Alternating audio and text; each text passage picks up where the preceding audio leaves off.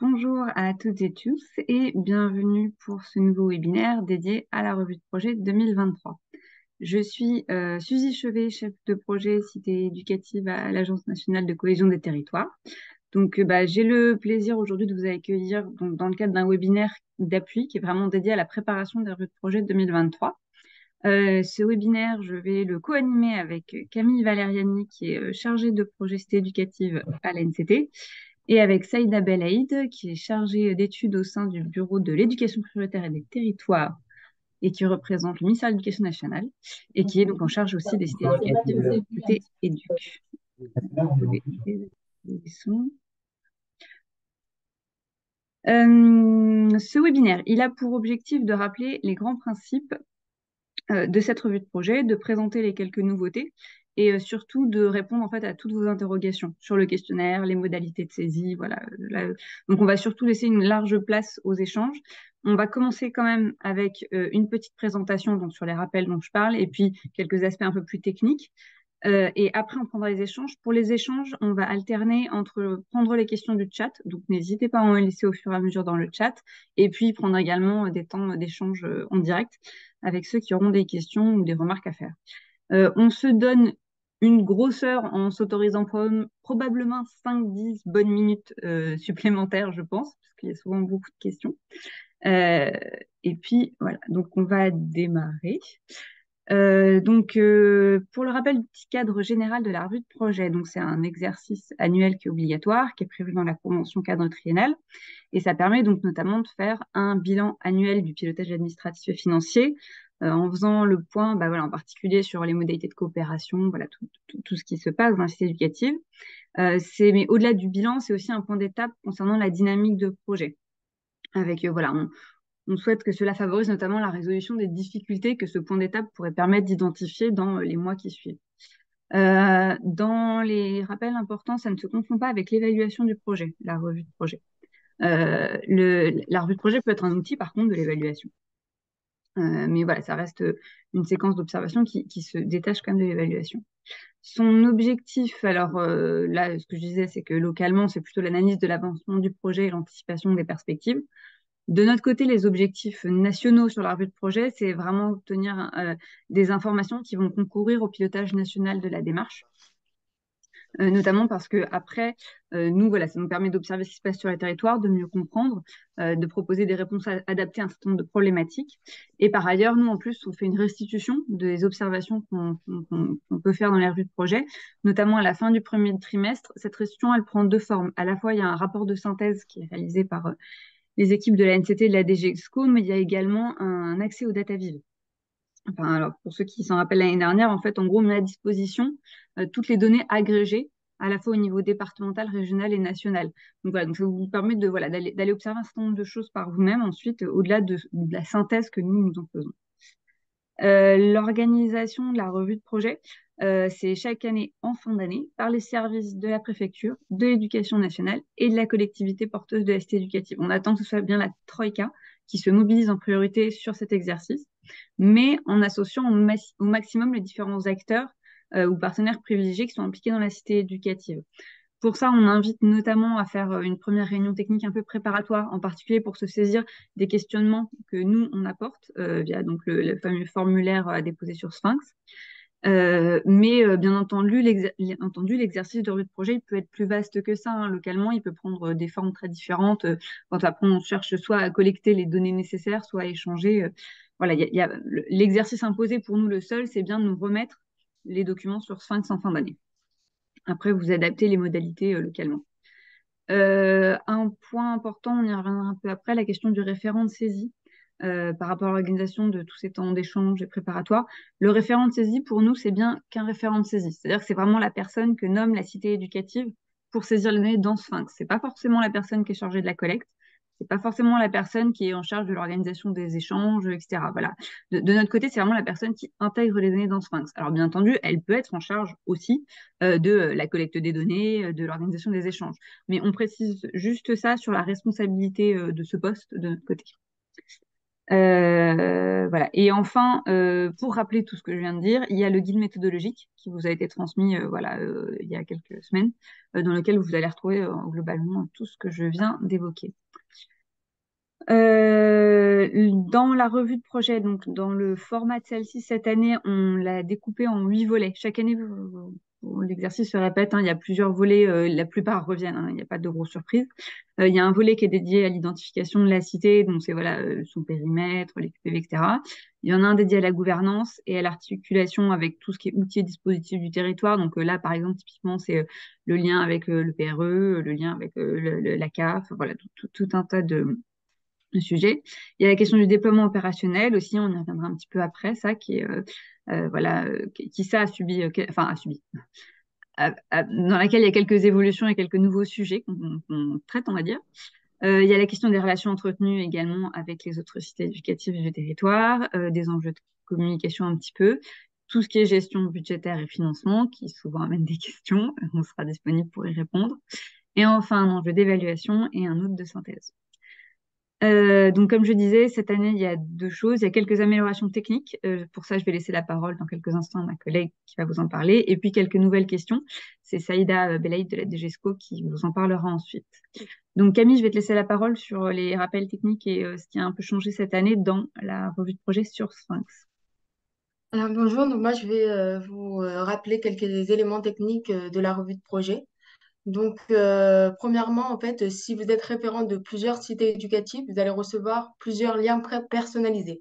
En gros, vous cliquez sur chacun des liens et ça vous renverra vers le formulaire dédié à chaque cité éducative auquel vous avez été nommé référent de saisie. Ensuite, comme l'année dernière, il est possible de compléter le formulaire en plusieurs étapes, car vos réponses, en fait, elles sont enregistrées automatiquement. Et surtout, gardez bien votre lien personnalisé. On pourra vous le renvoyer, mais le mieux, c'est que vous le gardez bien au chaud dans votre adresse mail pour ne pas le perdre.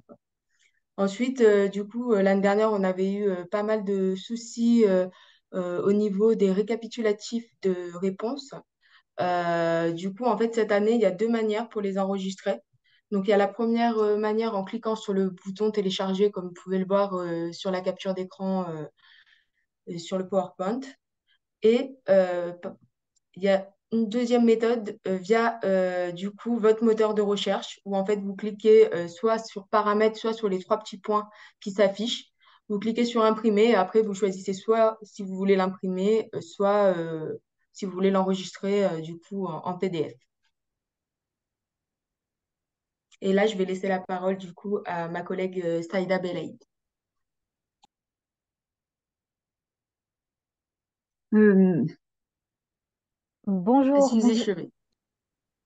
ouais. Vas-y, Saïda, je t'en prie. Non, non, non, mais je pense que c'est à toi, Suzy. Ouais, pardon, je voulais pas t'interrompre, pardon, je voulais pas être Pas de mal souci. polie comme la parole. Je vais prendre leur lait, pardon, c'était moi, excuse-moi Camille.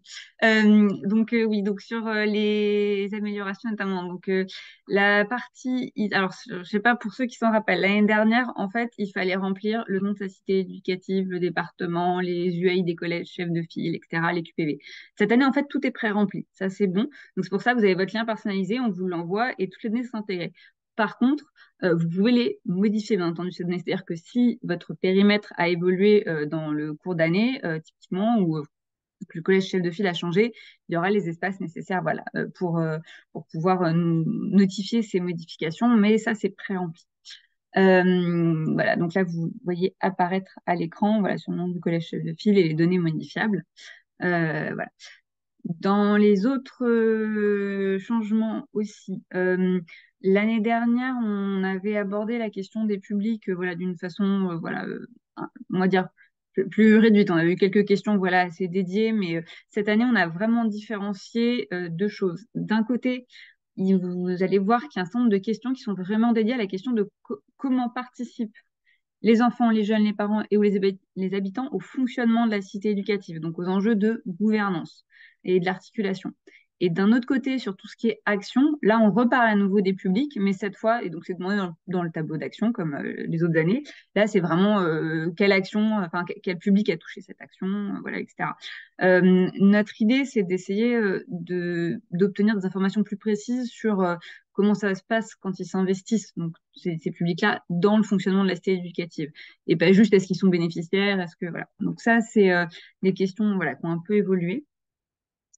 Donc, voilà. Donc je précise que le PowerPoint vous sera transmis à l'issue de la séance et qu'elle est enregistrée. Donc vous aurez, voilà, vous pourrez re-regarder plus en détail ce qui est évoqué là. Enfin, on a aussi des changements un peu importants pour le tableau des actions de la cité éducative sur la partie déploiement opérationnel. Alors, le tableau, si vous vous en rappelez, pour ceux qui sont là depuis au moins 2 ans, avant, c'était un énorme tableau Excel à remplir avec beaucoup de données. Là, on est passé l'année dernière sur Sphinx. On a essayé de faire mieux, donc c'était déjà mieux, mais il y avait encore des difficultés. Parce que on vous demandait en gros de mettre sur une page toutes les actions avec toutes les informations. Et ça a créé des bugs parce qu'il y avait des problèmes pour enregistrer. Voilà, dès que ça sautait, il y avait plein d'autres choses qui sautaient, etc. Donc cette année, ce qu'on a décidé, c'est qu'en quelque sorte, c'est la même chose qu'on vous demande, sauf qu'en fait, vous rentrez une action par page. Mais à la fin, c'est le même résultat. Néanmoins, on fait une action par page, que comme ça évite les problèmes de saisie où vous avez énormément de données à saisir sur une page. Au bout de 20 minutes, votre page saute et là, vous risquez de perdre les données, par exemple, ce qui est quand même vraiment dramatique pour le coup quand on vient de passer autant de temps à saisir. Voilà, donc c'était des problèmes qu'on a eu l'année dernière, donc on a essayé d'améliorer ça.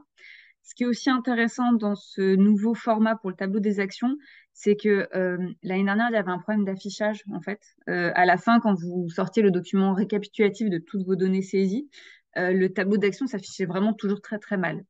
L'avantage avec ce format-là, c'est qu'en fait, vous allez avoir à la fin des actions qui vont s'afficher par page, en fait. Donc, vous allez avoir des fiches actions directement qui vont sortir. Donc, c'est vrai que voilà, on se dit que ça pouvait après être en plus un outil intéressant d'avoir ces fiches actions en quelque sorte automatiquement sorties. Pour vous aider à collecter quand même les données, mais c'est pour ça que je dis que c'est la même chose comme qu'avant, on a fait un petit tableau de collecte pour voilà, que le remplissage soit plus facile et qui reprend vraiment ce qui est écrit dans Sphinx. Hein. Le tableau n'est pas différent, c'est juste pour vous aider à collecter, après à faire les copier-coller, notamment pour les références saisies. Euh, donc voilà. Donc, alors, important aussi, c'est que alors, on a limité à 60 le nombre d'actions que vous pouvez déclarer. Et en fait, l'année dernière, vous aviez les 60 lignes, en gros, donc vous remplissiez les lignes autant que vous voulez. Cette année, on ne va pas afficher les 60 pages si jamais vous avez 10 ou 15 actions à remplir, donc vous indiquez le nombre d'actions que vous souhaitez remplir. Et comme ça, en fait, derrière, ça vous permet d'intégrer autant d'actions que vous avez voilà, vous déclarez sur le programme de la cité éducative. Merci Camille, si tu peux avancer un peu. Donc voilà, donc ne vous inquiétez pas, je vois les questions qui passent dans le chat, on prendra le temps d'y répondre ensuite, il n'y a pas de souci et de revenir plus en détail. Saïda, je te laisse la parole. Bonjour à toutes et à tous. Merci Suzy et Camille. Alors, on a souhaité effectivement, comme le disait Suzy, alimenter et vous donner la possibilité de répondre à un certain nombre de questions qui n'apparaissaient pas auparavant dans la revue de projet, bien que elles étaient abordées, mais pas de cette manière-là, notamment des questions qui sont issues un petit peu de nos échanges, notamment à l'occasion des déplacements de la coordination nationale, au moment des échanges avec vous lors des séminaires de la Troïka, et aussi surtout au moment de la rédaction de la revue de projet de l'année dernière où on a ressenti le besoin d'avoir un certain nombre de précisions, notamment sur l'articulation avec les dispositifs du ministère de l'Éducation nationale, aussi parce qu'on a une actualité qui est riche. Les deux ministères, mais également le ministère de l'Éducation nationale et de la jeunesse, autour d'un certain nombre de dispositifs beaucoup plus récents, comme le dispositif élargi d'accueil 8h-18h, où bien évidemment toutes les cités éducatives et tous les territoires ne sont pas au même niveau d'avancement Donc l'idée, c'était plutôt d'avoir une première photographie de où vous en étiez, plus que d'être certain d'avoir des réponses toutes figées. Mais ça, c'est vrai pour l'ensemble des questions qui sont posées. Devoir fait avec la généralisation à tous les élèves de sixième. L'idée étant, c'est vraiment de savoir comment les dispositifs se sont mis en place. Quand vous pouvez répondre, quand vous avez la possibilité de répondre oui, vous avez un menu déroulant qui vous permet un petit peu de préciser les modalités pratiques de cette articulation. Sinon, vous avez la possibilité, dans une fenêtre de texte, de pouvoir apporter quelques précisions, notamment sur les différents freins rencontrés. Les années précédentes, on était plutôt sur des questionnements autour des cordées de la réussite et ouvrir l'école aux parents. Il nous a semblé important aussi de pouvoir vous solliciter sur vacances apprenantes. Pourquoi? Parce que la démarche des cités éducatives, c'est bien évidemment toute l'année. Et sur les périodes de vacances scolaires, on souhaitait avoir un peu plus de visibilité, notamment sur le déploiement des dispositifs comme École ouverte, qui parfois sont dans une situation non pas de concurrence, mais plutôt en complémentarité avec des dispositifs qui sont déployés par les collectivités locales. Donc l'idée, c'est vraiment de pouvoir avoir une visibilité plus grande et surtout des précisions sur les freins rencontrés dans la mise en œuvre de ces dispositifs propres à l'éducation nationale, mais qui s'inscrivent complètement, bien évidemment, dans la démarche partenariale des cités éducatives. Sur le déploiement plus opérationnel, des programmes d'action, notamment sur des questions spécifiques qu'on avait identifiées dans les revues précédentes, notamment les questions de soutien à la parentalité, le sport dans la cité éducative et le parcours de l'enfant et du jeune dans la démarche. Sur le soutien à la fonction parentale et la relation avec les familles, vous le savez comme nous que la question de la relation avec les familles et la possibilité d'intégrer dans la démarche les familles, les parents était et reste encore une problématique collective. Comment, pourquoi, à quel moment? Donc l'idée, c'était là de vous interroger un peu plus précisément, notamment sur la montée en compétences des parents, sur la question plutôt de la fonction parentale et surtout sur le nombre de partenaires qui sont mobilisés sur la démarche d'implication des parents et de soutien à la fonction parentale, autour notamment de sujets que nous vous proposons, enfin, sur lesquels vous pouvez bien évidemment remplir et cocher plusieurs cases sur le champ scolaire, mais aussi l'accès à la santé, à la culture ou tout autre sujet. Donc l'idée, c'est vraiment d'avoir une visibilité un peu plus fine sur cette question-là de soutien à la fonction parentale. Sur la question du sport, sur cette thématique-là, bon, il ne vous aura pas échappé qu'à la veille des Jeux Olympiques, nous sommes tous très mobilisés et la démarche interroge beaucoup, notamment sur la capacité à mobiliser les acteurs, même s'ils le sont déjà vous l'êtes déjà depuis quelques années. Et le sport, la thématique sport a été dès le début une thématique dont les cités éducatives se sont, j'allais dire, imprégné et mis en place des actions assez rapidement, avec la logique des 2 heures de sport également à l'école en plus dans les programmes, dans les emplois du temps. L'idée, c'est aussi de voir comment cette thématique ressort ou pas sur le temps ou hors temps scolaire, et surtout de savoir dans quelle mesure ces actions sont portées collectivement par les acteurs des cités éducatives. Donc, d'où la question aussi à la fin, à la dernière question, c'est est-ce que vous développez des actions ou des événements dans le cadre des JO 2024? Sur la notion de parcours de l'enfant et du jeune dans la cité éducative, c'est là aussi une dimension sur laquelle vous êtes mobilisés très, très largement sur la notion de parcours, de prise en charge globale de l'enfant et du jeune. Il est important pour nous, là aussi, d'avoir un certain nombre d'informations concernant la capacité, les difficultés ou non à mobiliser certains dispositifs, notamment dans la prévention des ruptures de parcours. Quand on parle continuité éducative, bien évidemment, là, on n'est pas uniquement sur le nouveau dispositif 8h-18h qui ne concerne que les collégiens. Là, on est beaucoup plus, bien évidemment, on interroge la tranche d'âge également des lycéens. Et surtout, cette problématique nous intéresse dans la mesure où on souhaite recueillir vos informations concernant la mobilisation de l'ensemble des partenaires, notamment autour de discussions avec les équipes de la Troïka. Sur le fond de la cité, donc ça c'est une partie que vous connaissez déjà, que vous avez eu l'habitude de renseigner. Donc l'idée là, c'est présenté sous une forme de tableau. Bien évidemment, l'année dernière, on avait été amené à relancer un certain nombre d'entre vous, puisque c'était pas forcément très clair d'intégrer de fait les 15 000 euros du programme 147 et les 15 000 euros donc du programme 230. Donc là, ce qu'on vous propose, c'est vraiment d'inscrire dans la partie montant crédit programme 147 les 15 000 donc, euros qui sont sollicités par le principal du collège chef de file sur la plateforme Dauphin et tous les autres crédits qui viennent abonder cette enveloppe au titre du 147, à l'identique pour le programme 230, les 15 000 euros qui sont délégués aux EPLE par les académies et tout financement complémentaire qui pourrait être abondé sur l'enveloppe du 230, avec ensuite les autres financements, donc qui sont hors 147 et hors 230, pour pouvoir avoir justement cette visibilité sur cette enveloppe globale, donc destinée aux élèves du premier degré et du second degré.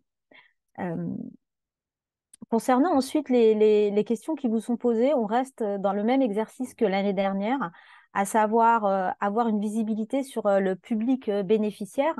La revue de projet l'année dernière nous a démontré que principalement, ce sont vraiment les élèves du collège chef de file qui sont les principaux bénéficiaires donc, du fonds de la cité. Donc l'idée, là aussi, c'est encore de voir un peu plus dans le détail quels sont les élèves bénéficiaires des établissements associés, notamment de la cité éducative, les thématiques qui sont concernées par des actions qui sont mises en place. Vous avez la possibilité, comme l'année dernière, de pouvoir lister des actions qui vous semblent pertinentes à valoriser dans le cadre de cet exercice. Et une nouvelle question qui n'était pas présente l'année dernière, plutôt de savoir comment en fait comment est répartie cette enveloppe, notamment premier, second degré. Est-ce qu'il y a un appel à projet? Est-ce que les financements des actions arrivent au fil de l'eau, ou est-ce que vraiment il y a une organisation très très précise sur l'utilisation de ces crédits et des projets qui sont portés par les partenaires? On vous demande encore une fois de bien préciser les actions et les tranches d'âge, et notamment en direction des parents ou des professionnels. Et pour cette année aussi, une nouveauté, on vous demande si vous avez déjà finalisé l'enveloppe, en fait, le budget prévisionnel pour cette enveloppe globale du Fonds de la Cité pour l'année civile 2024. J'insiste sur l'année civile.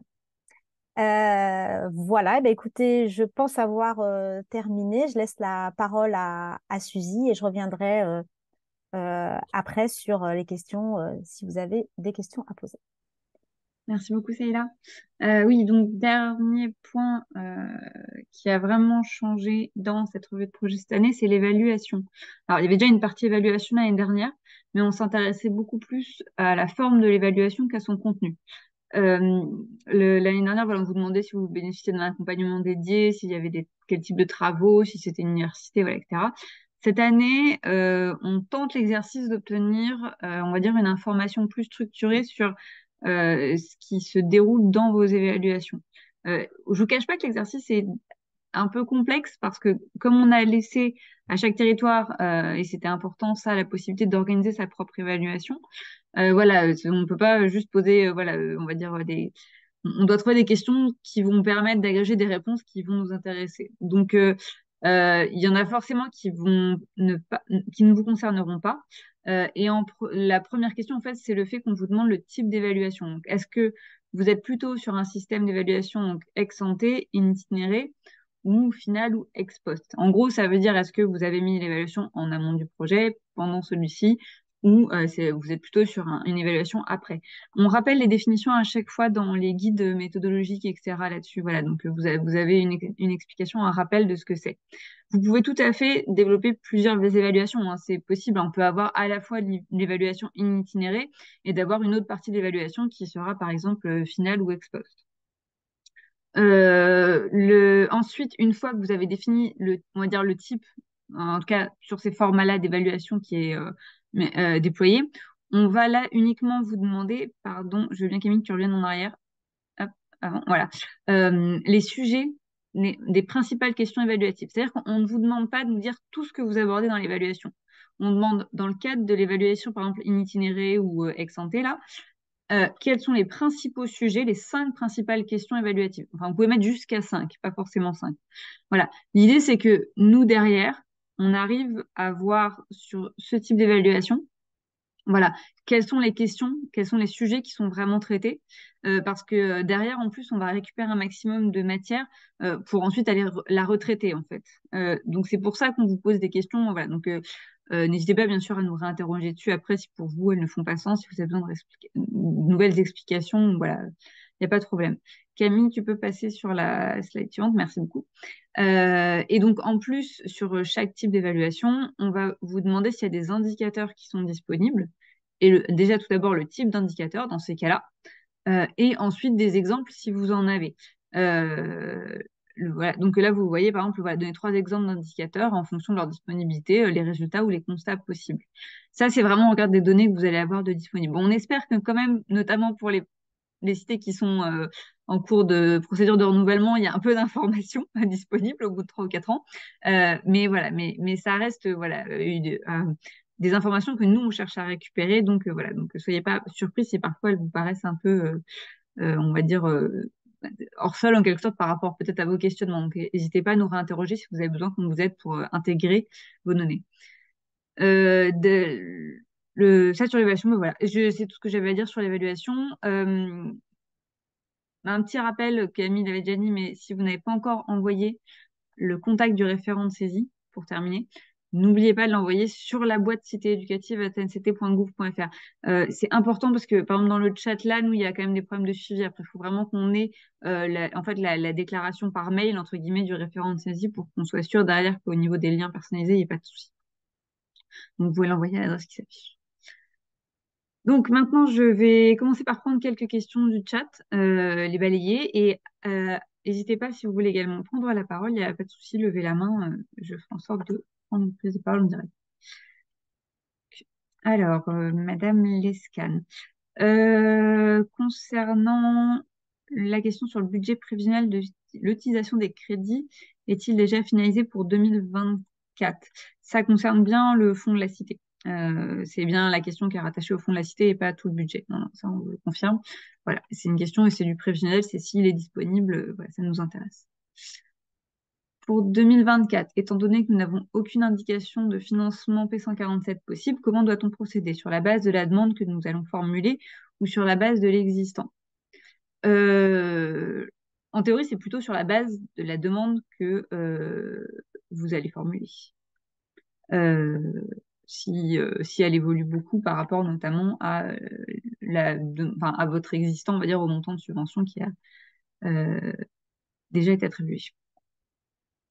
Mais là, je suis en train de répondre, mais en fait, je me dis que de toute façon, sur le fond de la cité, ça va pas changer grand-chose, en fait. Parce qu'on ne vous demande pas l'exercice prévisionnel pour le budget global. Donc, normalement, ça ne devrait pas poser trop de difficultés, parce que les 15 000 euros, ça reste un engagement, quoi qu'il arrive, y compris pour l'année prochaine.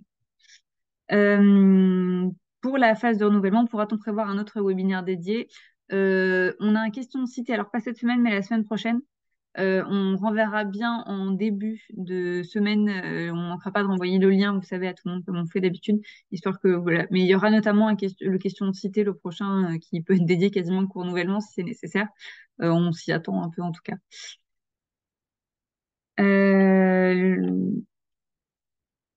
Le visuel du document PDF récapitulatif sera-t-il plus lisible? Donc, comme on vous l'a dit, on l'espère. Voilà, on a résolu les problèmes de mise en page, notamment sur les documents de synthèse téléchargés l'année dernière et sur la procédure de téléchargement aussi, sur laquelle il y avait eu des difficultés. Donc, c'est pour ça que je précisais, on va vous renvoyer le PowerPoint où Camille, tout à l'heure, a présenté les deux techniques pour récupérer et télécharger le document final ou récapitulatif de toutes vos données. Parce qu'il y a deux façons de le faire. Soit il y a un bouton qui dit en gros télécharger, soit sinon, voilà, il y a une technique, une fois que vous avez validé votre questionnaire, qui vous permet d'aller quand même le récupérer aussi si jamais, pour X raison, vous avez un problème avec le téléchargement. Mais normalement, c'est résolu. Dans la partie 3.4 sur le parcours du jeune et de l'enfant dans la cité éducative, qu'est-ce que vous comprenez par outil? Pouvez-vous donner des exemples? Je vous en remercie. Alors ça, c'est peut-être c'est même tout à fait normal que ce soit des choses qui sont déjà évoquées, on va dire, dans les différentes autres parties du questionnaire. Nous, ce qu'on veut comprendre, c'est au moment où vous vous posez la question de, en quelque sorte, comment j'assure ce suivi du parcours d'un enfant, c'est quoi ou d'un jeune, c'est quoi les dispositifs en chemin que j'ai mobilisés et qui sont mes principaux dispositifs qui permettent en fait cet accompagnement, parce que l'objectif principal, c'est quand même de favoriser l'accompagnement socio-éducatif, voilà, des jeunes de 0 à 25 ans. Donc, ça peut être tout à fait, par exemple, le PRE, le 8-18, enfin là, c'est les premiers qui me viennent forcément en tête, mais il peut y avoir aussi des actions plus spécifiques que vous dédiez, par exemple, la cellule de veille éducative, enfin, voilà, ou ce qu'il y a sur le territoire auquel nous, là, on n'aurait pas pensé comme ça. Voilà, les actions spécifiques sur le décrochage scolaire, mais en prenant en compte parfois le décrochage, voilà, très tôt. Saïda, peut-être que tu veux réagir, n'hésite pas, hein, si jamais tu le souhaites. Mais voilà, en tout cas, c'est ça qu'on entend, nous, par avoir une vision un peu plus globale de comment vous prenez en charge l'ensemble enfin, voilà, ce continuum du parcours de l'enfant. Et également, notre interrogation, c'est est-ce que vous avez discuté cette notion aussi derrière? Parce que ça, pour rappel, dans les formations Troïka qu'on propose, là, les séminaires Troïka qui sont dédiés aux équipes de pilotage là, opérationnel, c'est vraiment ces sujets-là, en fait, sur lesquels on vient interroger, enfin, favoriser en tout cas une interrogation et une mobilisation, voilà, de se dire, est-ce qu'à un moment, on s'est tous un peu, pas mis d'accord, mais au moins, est-ce qu'on a tous discuté sur est-ce que dans promouvoir, par exemple, la continuité éducative, conforter le rôle de l'école, ouvrir le champ des possibles, les trois grands principes, parce que déjà sur ces trois-là, à un moment, on s'est tous dit qu'on entendait la même chose derrière dans les objectifs qu'on se donne, en fait. Donc, en fait, c'est ça, nous, derrière, qu'on essaye de venir interroger pour favoriser une réflexion sur le terrain et nous obtenir des informations dessus. Sur le point 3.1, demande de mentionner les axes travaillés. Doit-on intégrer les projets du quartier uniquement ou également ceux du fond de l'EN? Dans les axes travaillés, donc en fait, vas-y Saïda, je t'en prie si tu veux réagir. Non, non, mais je pense qu'on allait dire la même chose. Effectivement, là, on Ok. était sur les axes, l'ensemble des actions, qu'ils soient cité éducatifs, enfin, fond de la cité ou non.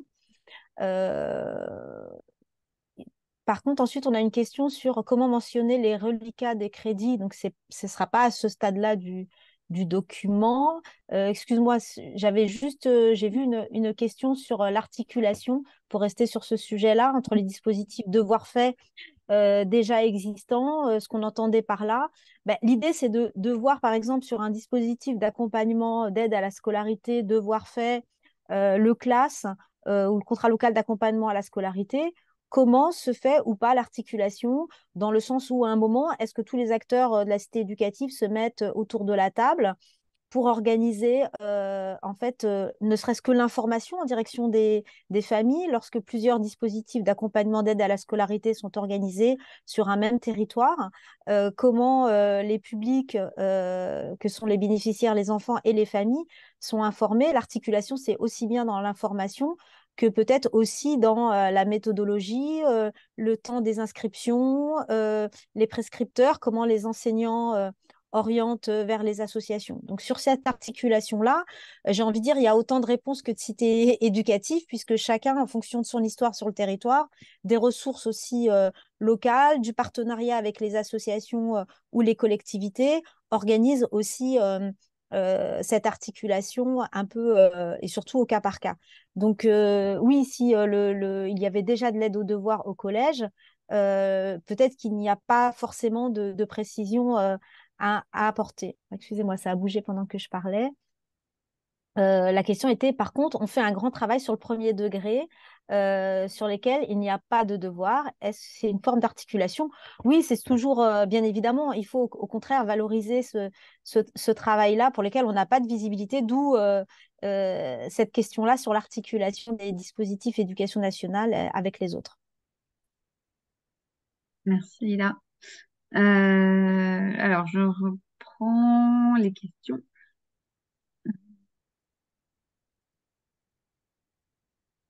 Parcours de l'enfant, est-ce qu'on mentionne le PRE qui est le volet individualisé? Oui, tout à fait. C'est tout à fait, bien sûr, judicieux.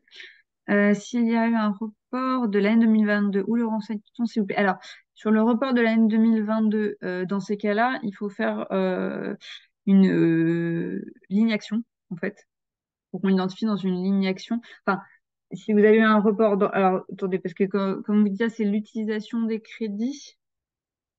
C'est là où je suis pas au clair, parce qu'en théorie, si vous avez un report, je suis pas certaine de comprendre si vous voulez identifier les actions voilà, ou sur lesquelles vous avez utilisé le report, ou si c'est juste identifier la ligne au report. Éventuellement, si quelqu'un qui a posé des questions sur le report veut bien prendre la parole pour expliquer. Bonjour, moi Charline Doncel de la Cité éducative de Nanterre. J'ai posé une question moi, sur le report, mais c'est pas celle que vous avez lue, donc peut-être une autre personne va poser une autre question après. Moi, c'était juste sur la partie budget, du coup. On doit mettre les crédits sur l'année 2023, mais comme on a eu le report de l'année 2022, est-ce qu'on met dans autre ligne pour que vous différenciez bien le fonds qu'on a normalement en 2023 et le report qu'on a eu en plus en 2022? Nous, on a eu un report sur le fonds collège et le fonds aussi cité éducative. Non, c'est mieux qu'il soit identifié dans les crédits cités éducatives dans ces cas-là. Et on marque un endroit, enfin, parce que du coup, ça va être. Oui, tout Ça va à être, fait. Alors, attendez, pardon. d'accord. Je me remets le questionnaire sous les yeux. Pardon. Euh, Pardon. Je regarde. Merci. Je me rappelle.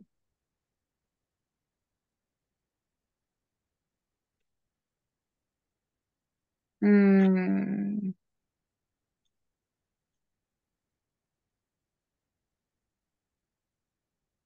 Pardon. Je regarde. Parce qu'effectivement, on n'a pas mis de ligne dans le budget qui pourrait se permettre de laisser un commentaire. Ça pourrait être Oui. une amélioration pour l'année prochaine. Parce que Amine, Ou alors, dans le bilan, en pièce jointe, je peux joindre un document un peu visuel avec report, etc. Enfin, comme oui, ça. non, de toute façon, nous, après, parce qu'on regarde au final, enfin, on regarde aussi les crédits, donc normalement, on doit voir la différence à un moment, on Oui. va dire, avec le déclaré, enfin, entre ce qui est déclaré et voilà. Mais non, ce qui serait bien, c'est que ça apparaisse quand même éventuellement dans ces cas-là, dans le bilan, le moment où vous faites le petit bilan, à D'accord. préciser par ailleurs sur le report. Mais par contre, il vaut mieux que ça apparaisse dans les crédits, pas dans autres financements, parce que là, pour le coup, on a vraiment un risque de perdre l'information Ok, plus ça forte marche. au moment où, par exemple, on fait des grands agrégats des données, etc. Très bien. Bah, merci beaucoup. Je vais prendre quelques questions en direct et après je reviendrai aux questions du chat. Madame Face, vous aviez levé la main en première, je vous en prie.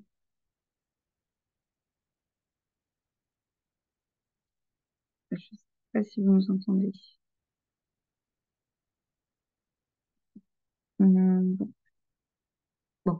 En attendant que Madame Face peut-être puisse se reconnecter, la mairie de Beren-les-Forges. Pardon, Ah, j'avais pas pardon, Madame mon Face. micro ouvert. Non, mais j'avais pas mon micro ouvert, excusez-moi. Pardon.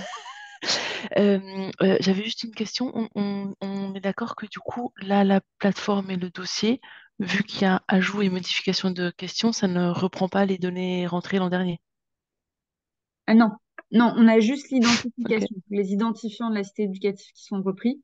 Mais par contre, non, on n'a pas laissé les données de l'année dernière. Ok. Est-ce qu'on va tendre à terme Oui, vers ça ou pas? Parce que j'avoue, pour les premières cités qui passent déjà par 3 revues de projet, c'est compliqué tous les ans de tout refaire. Et je sais que c'est pas de votre fait et que l'idée c'est d'avancer progressivement, mais à terme, ça serait vraiment chouette d'arriver vers quelque chose qui peut s'incrémenter du coup d'année en année, notamment par rapport au plan d'action qui du coup, nous on a un plan d'action qui est le même depuis 2019 d'accord. et qui se déroule différemment d'année en année, mais en tout cas sur la base du coup.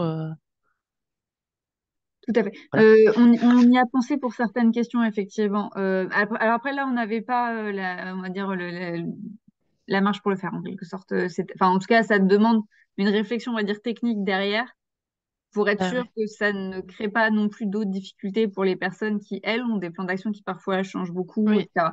oui. Mais c'est vrai qu'on y a pensé pour certaines questions sur lesquelles ce serait probablement pertinent qu'on voit si notre outil peut faire ça, en fait. C'est-à-dire permettre, typiquement sur la composition, nous, on y a pensé pour les comités de pilotage, etc. Au début, quand on Mm, vous demande, mm. souvent, c'est des choses qui évoluent peu. Donc voilà, mais pour l'instant, on l'a pas fait en tout cas cette année. Mais Ok. Ok, merci. la mairie de Bernlay-Forbach, je vous en prie. Bonjour. Alors, moi, j'ai deux petites questions. La première, est-ce que, comme l'année passée, il y a un nombre spécifique de pièces jointes à pouvoir. Oui. Oui, tout à fait. Alors, attendez, pardon, je revérifie. Vous avez, Et peu l'année dernière, en fait. pardon, hop, je revérifie. Que je ne dise pas de bêtises. On peut laisser Mm. une pièce jointe à la fin, un document. Voilà. Alors, attention, parce qu'il y a quelque chose d'important peut-être à prendre note, c'est que dans la procédure de renouvellement, pour les 126 premières cités labellisées, là, dans le revue de projet, on vous dit qu'il y a un document, mais vous pouvez aussi, parce que vous savez, c'est par Sphinx aussi pour la procédure de renouvellement, vous pouvez aussi laisser des documents dedans, en particulier sur l'évaluation, l'accompagnement, on va dire des documents qui voilà, peuvent être voilà, sur les productions. On vous laisse sur la procédure de renouvellement plus de marge pour nous fournir des infos là, parce qu'en fait, voilà, ça nous intéresse pour le coup ce que vous pouvez amener entre guillemets, en quali ou en constructif, plutôt dans la procédure de renouvellement que la revue de projet. Et donc, ce qui fait que vous avez deux espaces en fait sur lesquels vous pouvez un peu alimenter en fonction de l'objectif de ces documents. Voilà. Mais par contre, c'est un seul document à la fin. Parce que clairement, en fait, s'il y en a beaucoup, on n'en prend pas connaissance, pour être très sincère. Donc, il y a un moment, en fait, où ça sert à rien. C'est-à-dire qu'il y a un moment où nous transmettre du document pour nous transmettre du document, il faut que ce soit pertinent, qu'on ait le minimum un temps, nous, vu qu'on les relie toutes, d'ouvrir, de pouvoir regarder ce qu'il y a dedans, voilà, d'en extraire un peu de matière. Donc, c'est pour ça aussi qu'on limite en se disant, voilà, l'idée, c'est d'avoir un document qui vous semble important, en sachant que ce document, il peut aussi avoir plusieurs parties, hein, voilà, mais on met une petite limite dessus pour que ça reste.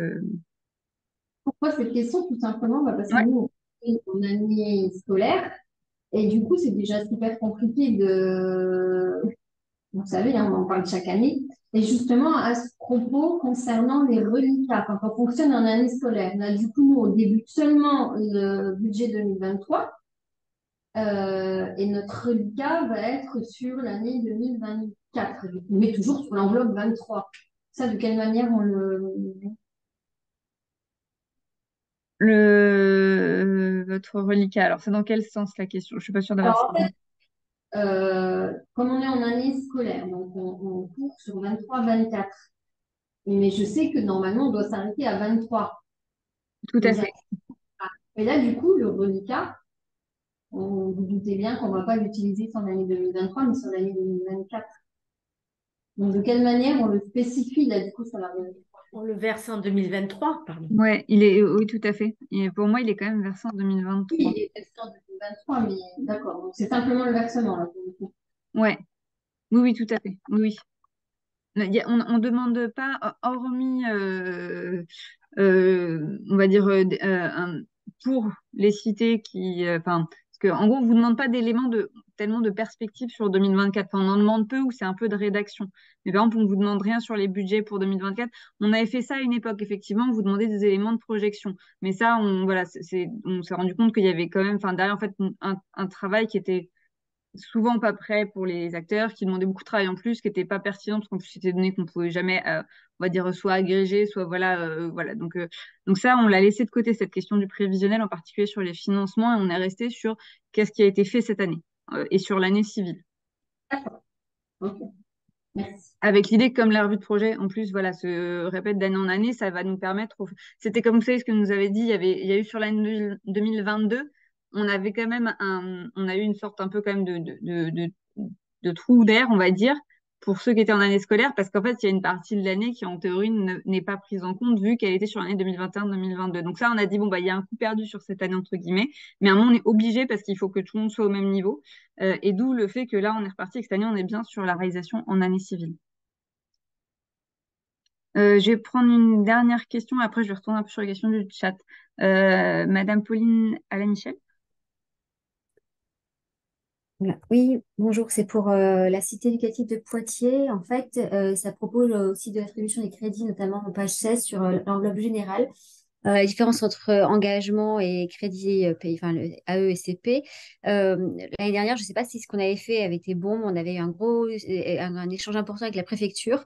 En fait, nous, les crédits de l'enveloppe principale sont supportés par la caisse des écoles. Et l'année dernière, la préfecture avait bien versé l'intégralité de la subvention qu'elle nous devait donner au titre du P147 sur la caisse des écoles. Donc, on avait indiqué que AE égale CP. Cependant, nous, au niveau de la caisse des écoles, comme la cité éducative était jeune, on n'avait pas tout dépensé. Donc, le programme Cité éducative de Poitiers n'avait pas dépensé toute la P147 et on a reporté l'excédent. Du coup, je suis embêtée par rapport à ce tableau parce que je comprends toujours pas qui doit regarder, enfin, quelle doit être la posture, enfin, comment vous dire? Est-ce que quand moi, en tant que référente de la revue de projet, j'inscris, je rentre ce tableau, j'ai la posture de la préfecture, j'ai la posture de la caisse des écoles, parce que si j'ai la posture de la préfecture, je considère que AE égale CP, que moi, préfecture, j'ai bien engagé 350 000 euros et je les ai dépensés. Si j'ai la posture de la caisse des écoles, j'avais reçu ces sous, mais je n'ai pas pu tout dépenser. Et en fait, on a passé beaucoup, beaucoup de temps sur cette question l'année dernière et je vois qu'il y a le tableau et en fait, je me repose la même question et je ne suis pas sûre qu'on ait bien répondu l'année dernière. Nous. L'année dernière, vous aviez fait comment? L'année dernière, on avait dit que AE égale CP, c'est-à-dire qu'on avait pris sur cette colonne-là, P147, la posture de la préfecture. C'est-à-dire que la D'accord. préfecture avait reçu la NCT 350 000 à engager pour la caisse des écoles de Poitiers et il a bien dépensé les 350 000. Mais nous, au niveau de la cité éducative, on ne les avait pas dépensés. D'accord. Alors, juste, c'est sur quelle question? Parce que là, vous me dites page Oui, 16, vous avez le... page 17 plutôt, Pardon, juste avant. Ouais. Euh, Attendez, parce que je dois pas être sur la même page que vous. Ah, moi, je suis sur le document, je ne sais pas si c'est le bon, celui qui nous avait été envoyé en septembre, je crois. Guide méthodologique relatif au revue de projet 2023. Ouais. Vous pouvez me donner Non. plutôt le numéro de la question dans les encarts en bleu que je Oui, vois bien quel endroit sûr. vous avez rempli. Mais j'ai pas d'encart en bleu, donc j'ai peut-être pas le bon document. Oui, parce que la page 17, ne Oui, c'est parce correspond que pas à moi, cette sur la page question. 17, je suis pas du tout sur les questions Non. du parcours. C'est pour être sûr de Ah, répondre. Ah, oui, j'ai ouvert celui Excusez-moi, de... Oui, c'est la question 6.2, c'est sur les tableaux 6.2. des budgets. Ah, pardon. 6.1, 6.2. Ok, c'est celle-là, d'accord. Enveloppe globale aussi, ok. Euh, Ah oui, non, bah, vous refaites comme vous avez fait l'année dernière, je vous confirme. donc c'était bien, effectivement. Oui.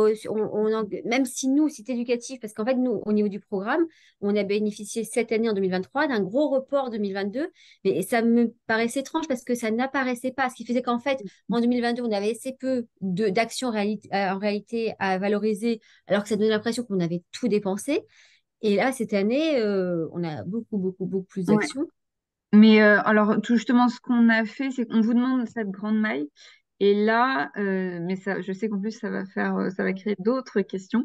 En fait, dans les fiches actions, Mm. on vous demande le montant des crédits spécifiques de la Oui, donc c'est là CDC. comme ça que vous y Donc en retrouverez. fait, derrière, ça permet de voir quand même pour nous en partie, parce que cette donnée-là, on peut aussi facilement nous derrière, enfin voilà, Mm. ressortir un cumul qui nous permet Ok. de comparer. Donc voilà, donc non, non, c'est bien ça, c'est pour ça que je voulais être sûre d'être à quels endroits on était. Donc vous faites bien comme vous avez fait l'année dernière.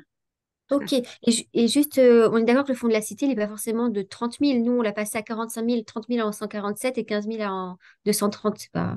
Tout à Oui, fait. je crois que je vous ai répondu. Ah, Vous ok, pouvez là. merci. Non, mais il n'y a pas de souci. Vous pouvez, au contraire, l'idée, c'est d'avoir une visibilité sur l'enveloppe finale. Les 30 000, c'est le minimum, en fait, du fonds de la cité. Mais on sait que dans certaines cités éducatives, le 147 ou à l'inverse, le 230 participe au-delà des 15 000 préconisés. Euh, J'en profite peut-être pour relever un petit peu Suzy là sur les questions. J'en On a prie, une vas-y. question de Mélissa, mais peut-être qu'on y a répondu. Je regardais en même temps. Gestion de l'enveloppe allouée, est-ce qu'il faut reprendre en compte le programme 230 sur la question 6.1? Donc en fait, sur la question de la gestion des fonds de la cité, on a vraiment fait une partie à part sur le programme 230, hein, c'est la partie que je vous ai présentée brièvement tout à l'heure. Donc, a priori, sur le programme 230, il apparaît sur la partie crédit du fonds de la cité et pas sur le 6.1. Si c'est bien le Merci beaucoup 6.1, je pour suis en votre train de éclairage. vérifier. Voilà. Merci beaucoup. Merci beaucoup. Ensuite, une question de Madame Gauthier sur une programmation en année scolaire. Peut-on fournir pour la revue de projet 2023 les modalités d'exécution financière du budget 2023? Ça, oui, tout à fait, il faut. Et pour la partie action, coopération et gouvernance, présenter ce qui a été mis en œuvre en 2023 de manière effective. Action issue des programmations 2022-2023. Nous, on préférait avoir plutôt la liste de la programmation 2023. Enfin, pardon, non, pardon, ce qui a été mis en œuvre effectivement en 2023, donc année civile. Voilà, désolé. Voilà. Donc oui, en théorie, à votre question. Le fonds de la cité, est-ce que cela comprend les crédits fonds l'école faisons ensemble? Saïda, peut-être, parce que ça ne me dit rien. Enfin, c'est pas. Je vois pas la question, juste que je la. Tu peux relire la question, je la Ok. retrouve pas. Alors, Madame Lefebvre, le fonds de la cité, est-ce qu'il comprend les crédits du fonds l'école faisons-le ensemble? Pardon, c'était ça, excuse-moi.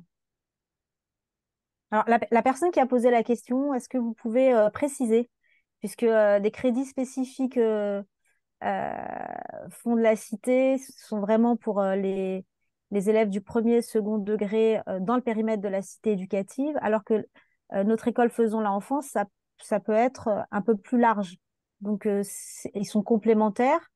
L'un n'annule pas l'autre, ou en fait, ils viennent en complémentarité, mais peut-être n'ai-je pas bien compris la question, si vous pouviez peut-être préciser. Oui, donc je sais pas si vous m'entendez. Oui, Oui, En fait, il se trouve que nous, sur le Pas-de-Calais, il y a à Boulogne-sur-Mer, en fait, il y a des dossiers qui ont été faits par groupe scolaire ou par collège. Et le collège chef de file a justement un projet L'école faisant-la ensemble. Et sur les quartiers QPV, il y a 3 projets comme ça. Donc, savoir si on les intègre dans la revue de projet. Enfin, pour cette année, ça va ah, peut-être être les premiers. Mais pour l'année prochaine, de toute façon, sur 2024, il y en aura plus puisqu'il y a plusieurs projets qui sont. Il y en a déjà 3 qui ont été acceptés et puis il y en a d'autres en préparation. Donc, si on veut vraiment une lisibilité des choses, puisqu'il y a des articulations entre ce qu'on met en place au niveau de la cité éducative et puis sur ces projets-là, c'est un peu parfois une continuité des actions qu'on met en place. Donc, je pense notamment à un projet sur une école qui a obtenu 40 000 euros sur l'école Faisons-la ensemble pour des projets scientifiques. Et donc là, elle est vraiment en QPV et ça rentre dans la cité éducative et il y a d'autres articulations avec des actions qui sont mises en place dans la cité. Donc, c'est pour ça. non, mais vous avez tout à fait raison. Bien au contraire, oui, je pense il faut le préciser, d'autant plus que ce sont des projets qui ont été, qui sont forcément, qui a une dimension partenariale très forte sur le territoire et qui s'inscrivent complètement dans la démarche des cités éducatives. Donc oui, c'est à verser, j'ai envie de dire, au pot commun de la démarche cité éducative. Je m'interrogeais juste sur à quel moment et où vous alliez pouvoir en parler du projet, en fait. Est-ce D'accord. que Il y c'est en a plus plusieurs. oui, voilà, mais je me posais la question, j'étais en train de regarder pendant que vous parliez, à quel moment vous allez pouvoir en fait en faire état et valoriser. Pas forcément au niveau du financement du fonds de la cité, puisque ce sont des enveloppes à part. Ce sont pas des crédits du fonds de la cité, on est d'accord, hein, c'est les Non, crédits non. complémentaires. Donc sur l'articulation, peut-être avec les autres dispositifs, je crois qu'on a une possibilité de rajouter autre, mais je vérifie, mais voilà. Ou en complément, peut-être à la fin. tout à fait. D'accord. Il y a forcément un endroit, enfin là au-dessus, là, effectivement, dans l'articulation avec les autres dispositifs, où vous pouvez rajouter d'autres dispositifs, ça c'est certain. Vous pouvez aussi le valoriser dans la programmation, en fait, techniquement, de l'AST éducatif, dans les fiches actions, c'est aussi possible. Parce que je profite le petit rappel, les actions de la cité éducative, alors bien entendu, nous, on recherche les actions qui sont notamment financées à connaître par les crédits spécifiques, mais pas que. La cité éducative, c'est un budget global avec des cofinancements qui sont apportés et des actions qui parfois vont faire partie de la cité éducative sans qu'il y ait un apport forcément de financement, on va dire, spécifique des cités éducatives. Et ça, on est tout à fait intéressé pour que ce soit valorisé dedans aussi, hein. Donc, on peut tout à fait imaginer créer une fiche d'action sur une action, voilà, ou un dispositif qui a été intégré dans la cité éducative, hein, dans la mesure où, bien entendu, voilà, il sert ça, parce que l'idée, c'est d'avoir cette vision un peu globale. J'en profite également sur la question de monsieur et madame Ehringlas sur le point 3.4. Alors, le point 3.4, c'est sur le parcours de l'enfant et du jeune, sur les principaux outils mobilisés dans la prévention des ruptures de parcours. Est-ce qu'on parle des actions créées par les cités ou ce sont principalement des outils et dispositifs préexistants et que les CE mobilisent? C'est les deux, en fait. Typiquement, dans cette question, si vous avez développé des actions spécifiques, ça nous intéresse qu'elles apparaissent là. Et vous pouvez tout à fait mettre juste le nom de l'action en disant voir tableau d'action, hein, dans ces cas-là. Hein. Vous mettez outil 1, le nom de l'action, un numéro par exemple d'action. Et comme ça, nous, on peut facilement aller récupérer les informations dans le grand tableau d'action. Il n'y a pas besoin de nous réécrire toute l'info dedans. Voilà, mais c'est ce que je disais. Donc, il y a aussi bien sûr les dispositifs comme le PRE, etc., qui vont probablement apparaître. Mais vous pouvez nous mettre des actions spécifiques qui, pour vous, concourent à ça. Monsieur Chaperon, pour les cités éducatives première et deuxième vague qui vont également avoir à gérer leur renouvellement en novembre, aura-t-on un petit délai supplémentaire de 1 mois, histoire d'avoir le temps de travailler réellement en collectif? Non, ça va être compliqué sur le délai. Pour l'instant, c'est pas vraiment au programme. Je suis désolée. Pour l'évaluation finale pour les cités labellisées en 2022. Pas d'évaluation ou autre, quelle est la réponse la plus adaptée? Alors, je suis pas sûre de saisir la question de Madame Bourlit. Éventuellement. Bonjour, je me permets de la reposer différemment. Ouais.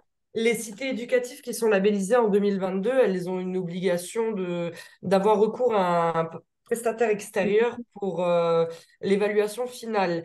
On n'est pas encore dans cette démarche-là. Donc, du coup, on va renseigner la revue de projet là pour 2023 et je me posais quelle est la réponse la plus adaptée à la question concernant l'évaluation finale en 2023, sachant qu'elle n'a pas démarré, pas d'évaluation ou autre, avec comme réponse objectif à N+1.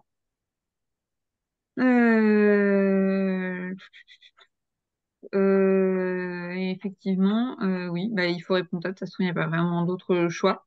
Vous n'avez pas du tout aujourd'hui même démarré éventuellement les échanges? Non, pas encore. D'accord. On a trouvé le prestataire, mais on n'a pas eu encore l'occasion de démarrer les échanges. Dans ces cas-là, si c'est qu'une évaluation finale, dans ces cas-là, vous cliquez sur évaluation finale pour préciser quand même parce que ça va être le format de celle-ci. Et vous mettez dans autre et vous précisez n'a pas encore démarré, donc enfin voilà que vous n'avez pas encore la réponse. Vous avez la possibilité de le préciser ça. Enfin, vous avez D'accord. précisé Bah le sujet voilà, des donc principales c'est questions. bien en autre alors. Ouais, vous Autre, mettez dans. puis, d'accord. Merci beaucoup. Je vais reprendre une petite question en direct. Cité éducative de Rennes. Oui, bonjour, merci de me donner la parole. J'avais une question pour les déploiements opérationnels, la partie 3.1, axe d'intervention prioritaire de la cité éducative. Vous avez indiqué tout à l'heure qu'il s'agissait à la fois du fonds cité éducative comme du fonds collège éducation nationale dont il fallait mentionner les actions. Est-ce que vous pouvez m'indiquer si une action ne doit être intégrée à un seul axe, sachant que très souvent les actions rentrent dans plusieurs axes et sont travaillées en transversalité pour une tranche d'âge ou plus? Moi, Suzy, j'aurais tendance à dire faites ce qui est le plus simple et ce qui correspond à la réalité pour vous localement. Je pense qu'on pourrait avoir plusieurs cas de figure différents, mais j'entends tout à fait la notion de transversalité. Si on travaille sur une thématique, on peut avoir plusieurs actions en fait qui en découlent. Donc, faites, j'allais dire, là vous êtes assez libre, mais si on peut effectivement voir qu'on a une transversalité entre les différentes actions qui sont rattachées à un axe, c'est toujours un peu plus intéressant. Mais je conçois que l'exercice peut être difficile.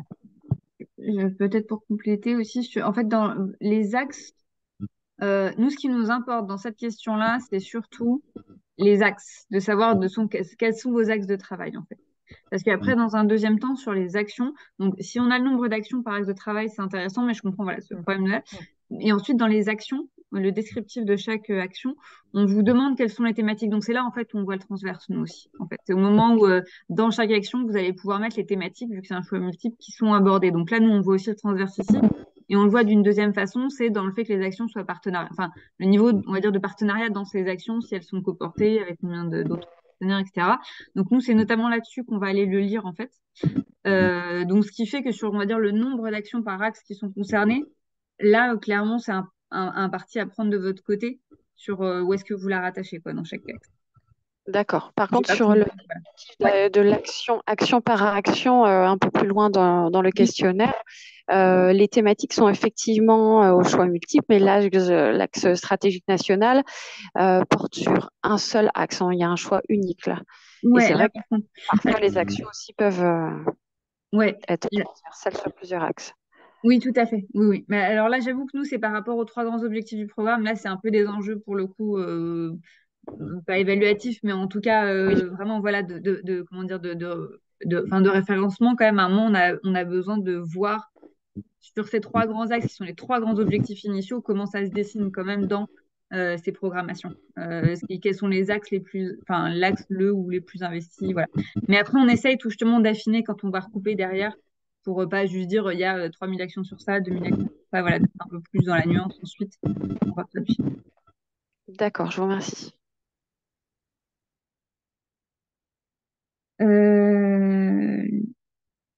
Alors, les indicateurs des actions déployées. Alors, peut-être, monsieur ou madame Erin Glass, je ne suis pas certaine, vous voulez prendre la parole comme il y a une deuxième question sur les indicateurs.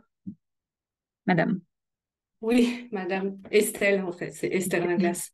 Donc, je travaille pour les cités éducatives de la ville de Marseille. Je suis la chef de projet en transversalité, là. Donc, ce qui complexifie aussi un peu la tâche. Alors, déjà, oui, indicateur. Alors, j'ai pas le indicateur d'évaluation. Non, indicateur, pardon. C'est sur chaque action ou par rapport à l'évaluation globale? Les questions qui sont à la fin, vous voulez dire, quand on vous demande Alors, attendez, c'est quel point l'évaluation? C'est à la fin. Si c'est sur l'évaluation, c'est sûr que c'est sur l'évaluation. Ok. Bon, on avait comme un doute, donc ok. Non, ouais, Après, pour lever mon doute, une bonne fois pour toutes aussi, parce que je suis pas sûre d'avoir compris, sur le fond de la cité éducative, est-ce qu'on remet les reliquats ou pas dans le budget en recettes, ou on oublie cette question de reliquats? Moi, je vous invite à les mettre parce que justement, on n'a pas de visibilité sur l'enveloppe globale au bout du bout. Donc, c'est vrai que ce sont des informations qui vont pas forcément être dans la synthèse, mais ça nous aide, nous, à avoir une visibilité sur ce report de crédit à chaque fois qui peut être une aide, mais aussi parfois devenir une difficulté pour certains. Donc oui, reportez-le, comme ça on aura une vision globale, puisque typiquement, si vous écrivez dans la première partie du tableau que vous avez que 15 000 euros du fonds de la cité, enfin que l'enveloppe est à 30 000 et que vous avez utilisé 15 000, il est censé rester 15 000, mais qu'en fin de compte, il reste plus, on comprend que ce sont les reliquats Ok, donc voilà, que vous avez. Ouais. on globalise le tout. Oui, merci. Une dernière question, alors sur 2.3, sur les questions de gouvernance. Puisque vous parlez d'instance, mais alors de quelle instance parle-t-on? Est-ce qu'on parle du COPIL, puisque nous on a un COPIL, un comité technique et des équipes territoriales qui bien sûr ont des temps de rencontre et des fréquences de rencontres différentes, etc. Est-ce qu'on globalise tout? Est-ce que on s'axe que sur l'instance politique? Est-ce que voilà, c'est aussi sur cette question-là que je voulais avoir votre regard. Et puis, une dernière question, sur les cités éducatives à Marseille, il y a aussi une mise à disposition de coordinateurs éducation nationale à mi-temps pour la coordination de chacune des cités éducatives. Donc, c'est pas vraiment des CPO non plus, mais où est-ce qu'on peut les cocher aussi? C'était plus en référence à l'autre point, donc 2.4. Parce qu'en gros, en termes d'ingénierie, il y a une CPO en transversale, il y a des animateurs territoriaux sur chacune des cités éducatives, plus des coordinateurs éducation nationale. Je Voilà. vous propose sur votre dernière question, je pense que là, c'est monsieur Fabien Méral, non, qui est arrivé récemment. Tout à fait. Voilà, je pense qu'il faut vraiment valider ce point avec lui, justement, D'accord. lors des réunions de travail, puisque, sauf erreur de ma part, pour l'éducation nationale, ils sont considérés comme étant des CPO, D'accord. mais vérifier justement, d'où la Tout à question, fait. OK. est-ce qu'il y a une lettre de mission, le nombre de TP, mais je pense que voilà, il est le mieux à même de répondre à la question. Oui, oui, d'accord. Parce que ça fait beaucoup de chefs de projet dans ce cas-là. OK. Et sur le 2.3, le- sur la question de la gouvernance et de quelle instance parle-t-on dans cette question-là? J'ai alors, pas la page devant c'est lui. la question au-dessus plutôt, non? Enfin, c'est les questions à instance stratégique, opérationnelle, etc. Alors, attendez, je me remets dessus aussi. 2.3.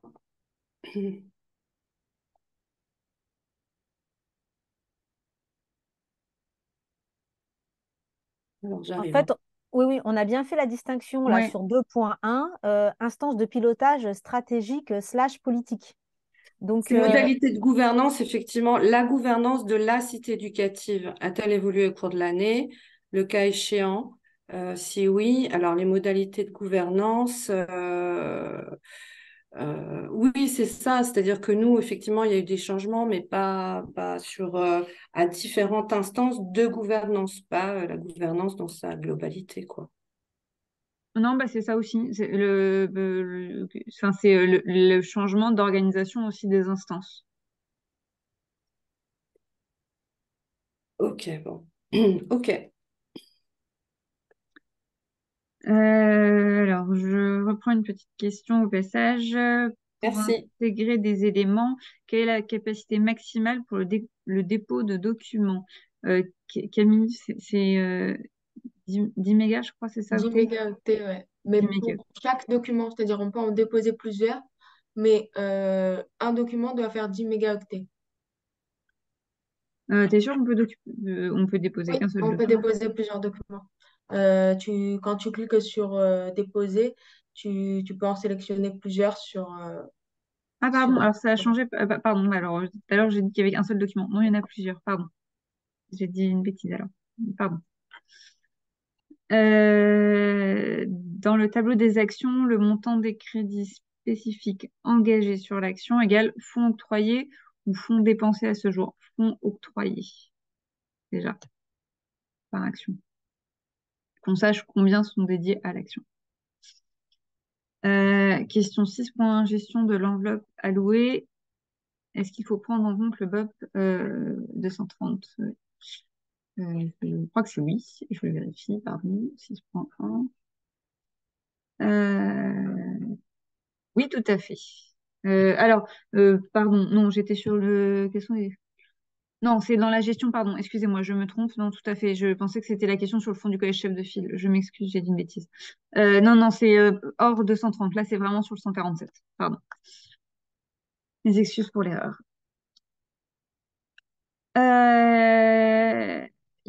Pouvez-vous préciser la distinction entre une construction collaborative et la mise en œuvre opérationnelle collaborative? En fait, dans ces questions-là, ce qu'on cherche à comprendre, c'est à quel moment, on va dire, le projet est partenarial. C'est-à-dire que est-ce que c'est au moment où on pense le diagnostic, on se dit qu'on va faire telle action, voilà, on pense ensemble la programmation, on pense les actions qu'on va déployer. Donc, on va construire notamment une action de façon collaborative. Mais après, par exemple, on peut confier, par contre, la réalisation de l'action à un seul partenaire. Néanmoins, celle-ci a bien été construite de façon collaborative. Et en fait, on veut essayer d'avoir quand même là-dessus, de permettre de comprendre, en fait, sur ces enjeux de coopération, où est-ce qu'il se passe.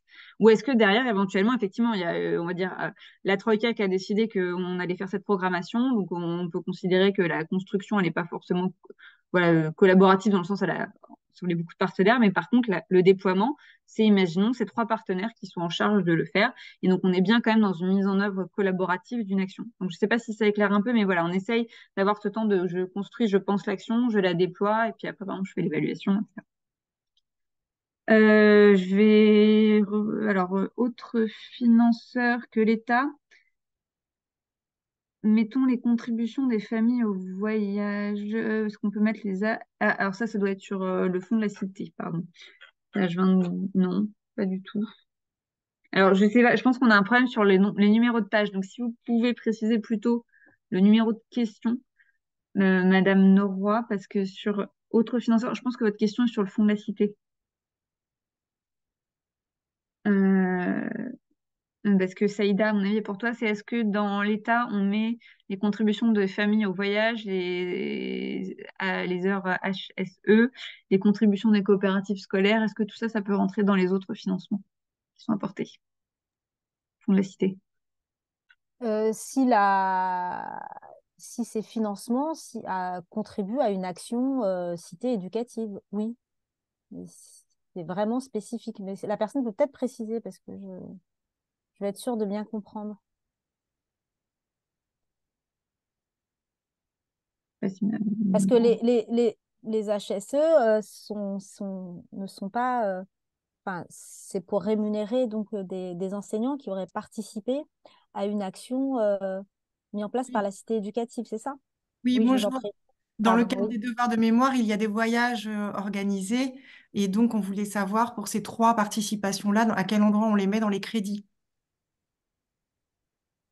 Les Alors, familles qui participent vont contribuer pour une part au voyage.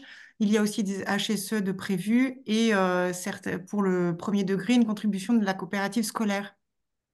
Alors, jusqu'alors, je crois que je parle sous le contrôle de mes collègues de la NCT. Jusqu'alors, tout ce qui était recettes liées à la participation des familles pour une action, une activité quelle qu'elle soit, n'était pas identifié en termes de recettes pour les actions. Enfin, je pense pas que la participation des familles à un séjour, un déplacement, une activité soit comptabilisée dans les recettes globales. Moi, j'ai pas encore vu, j'ai pas eu cette précision-là pour les autres, enfin, la revue de projet de l'année dernière en l'occurrence.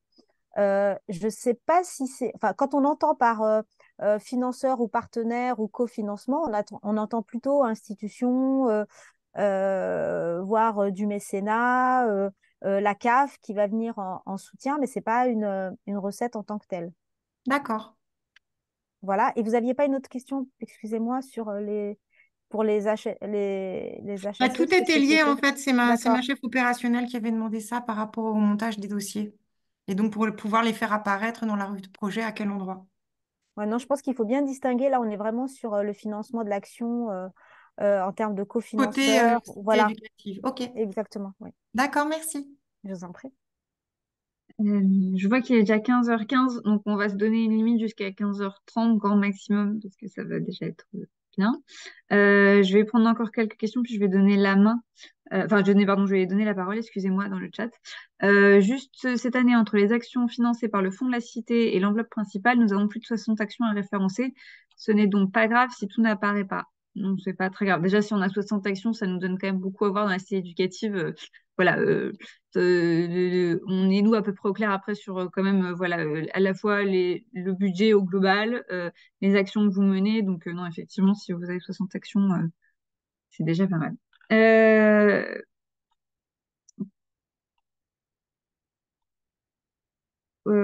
À la question comment sont impliquées les familles, page 14, à quoi cette question se réfère?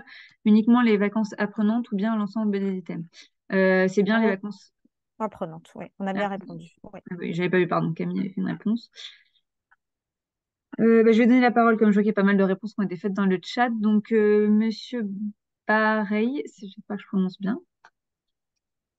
Oui, bonjour à tous et à toutes. Je me permets d'intervenir puisque tout à l'heure, vous avez évoqué la situation des projets NEFL, donc notre école faisant ensemble.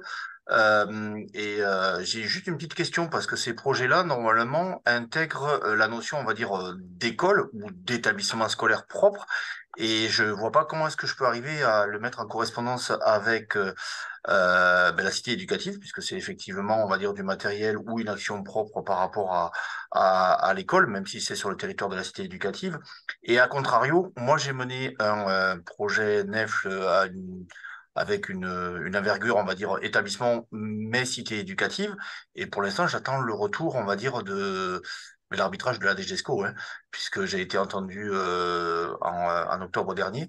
Donc, je ne sais pas comment faire paraître toutes ces indications-là. J'espère avoir été précis dans ma présentation et surtout dans mon interrogation. Bonjour, Monsieur Baray. Bonjour. Ce que vous êtes en train de dire, c'est qu'en fait, vous n'avez pas encore la réponse déjà. Non, non, je ne l'ai pas, hein. Donc Ah ça, oui, c'est donc déjà. Donc de toute façon, je ne présumerai pas de la réponse tant que je ne l'aurai pas, bien entendu. En revanche, par rapport au projet NEF que porteraient, on va dire, certaines écoles ou certains établissements scolaires en leur nom, elles n'ont de résonance que bien souvent l'établissement ou même l'espace classe. Donc je ne sais pas comment le valoriser ça. Parce que certes, effectivement, ça a une valorisation sur le QPV, mais c'est à l'initiative, on va dire, de l'établissement, voire même d'une équipe pédagogique ou d'une équipe transdisciplinaire. Comme les textes, enfin, je m'appuie sur les textes en disant ça, hein.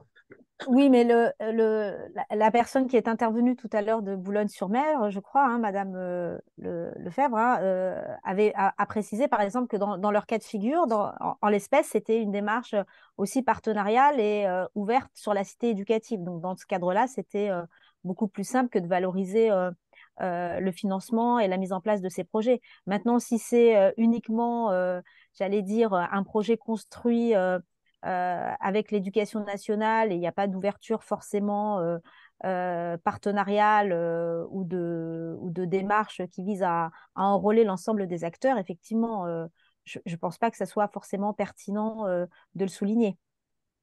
D'accord. Et en revanche, puisque nous sommes sur le dispositif 8-18, si on porte un projet NEF dans cette démarche-là, établissement, mais qui aura éventuellement une portée sur l'ensemble des établissements de la cité éducative, est-ce que je dois le faire paraître? Pour l'instant, rien n'est fait. Vous le savez bien, on est quand même en lien par rapport à tout cela.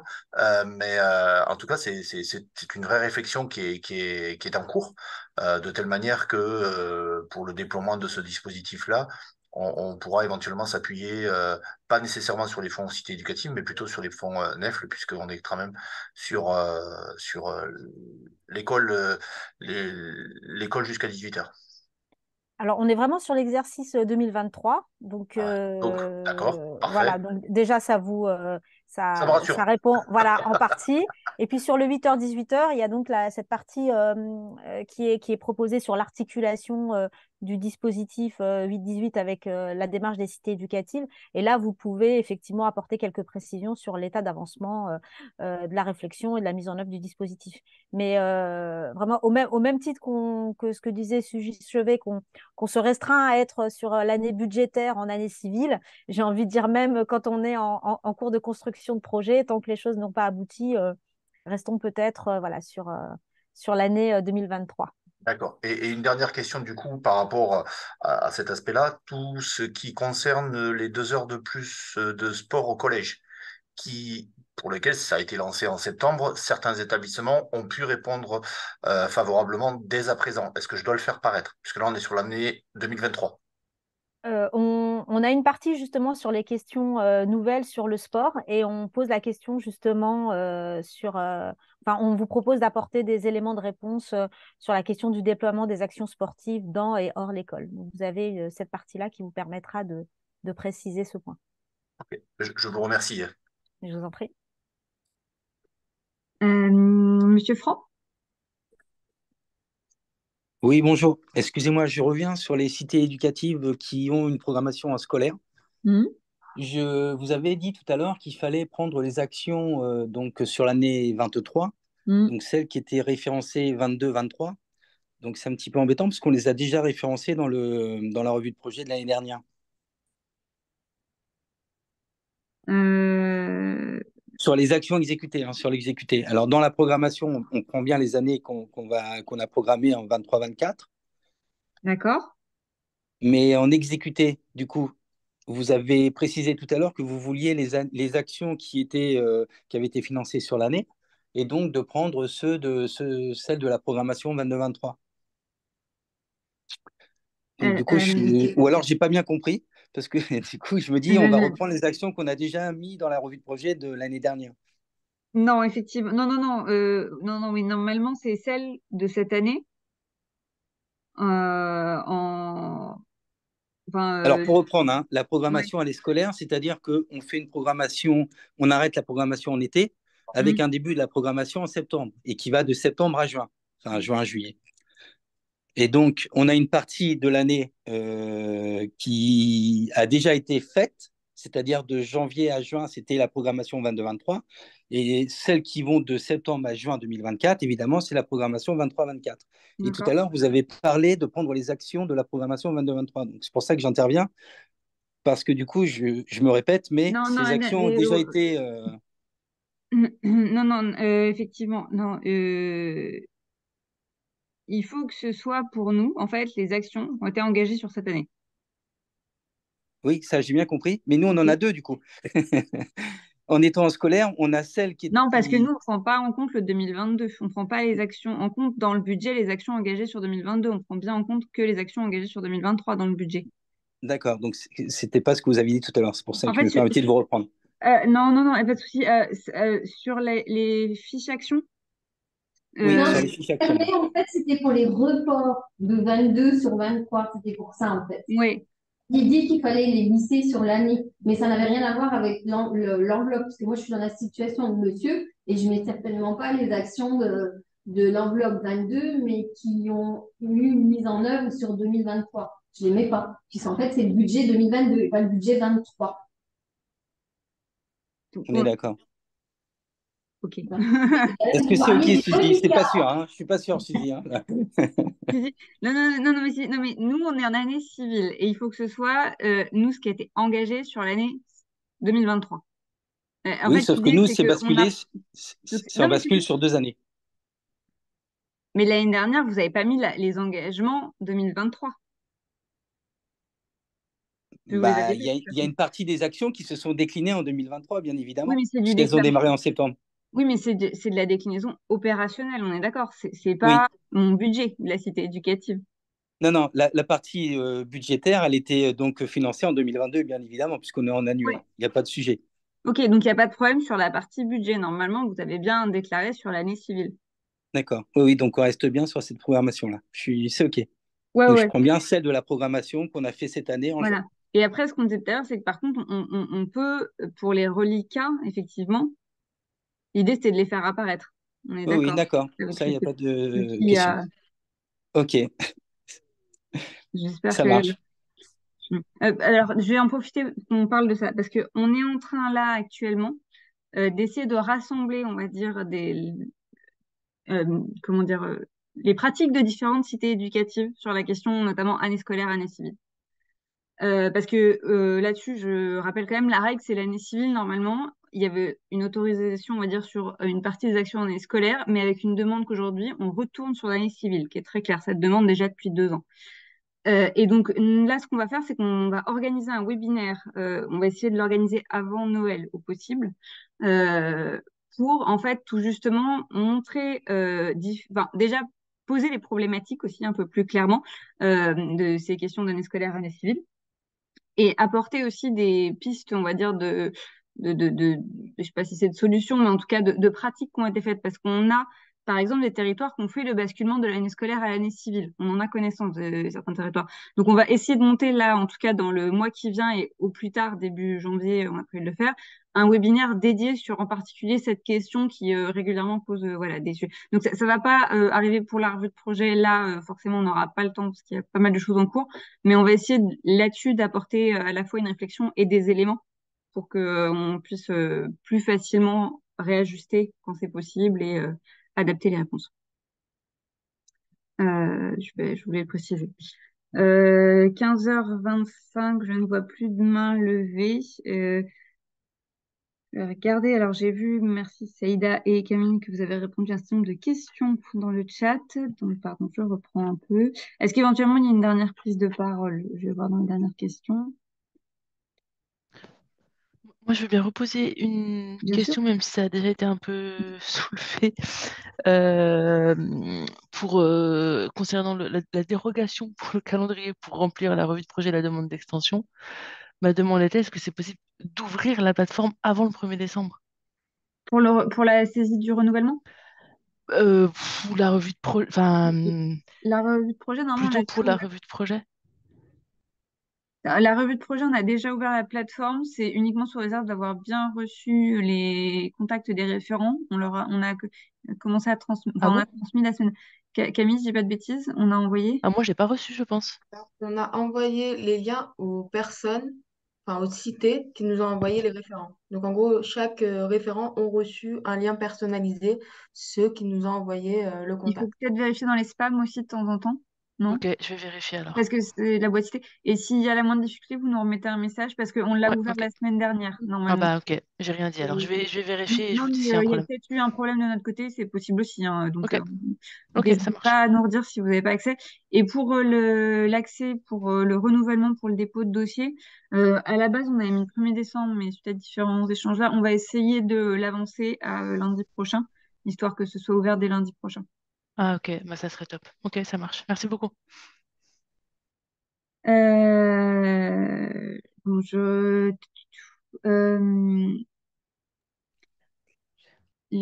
alors, Madame Fresco, je vous invite vraiment à renvoyer sur la boîte cité éducative le lien pour qu'on soit sûr.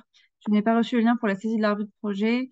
Oui, ça en fait plusieurs là. Ça m'inquiète un petit peu parce qu'on l'a envoyé la semaine dernière. Merci. Je vais le faire.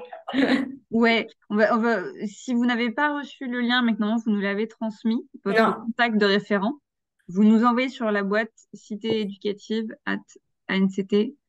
Oui, oui. Mais comme je l'avais l'année dernière, j'ai cru que c'était pas la peine de me Ah, pardon, redésigner. excusez-moi. Ok. Non, non, il faut nous le renvoyer pour le confirmer parce qu'on Pardon, veut être il faut que je certain dise à ma d'avoir. collègue Pardon. pour Carpentras aussi. D'accord, Ok, d'accord. d'accord. Merci.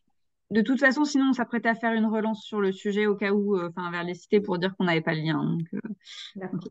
Merci. Monsieur Scheffler, je vous en prie. Pardon, j'ai perdu un peu l'habitude.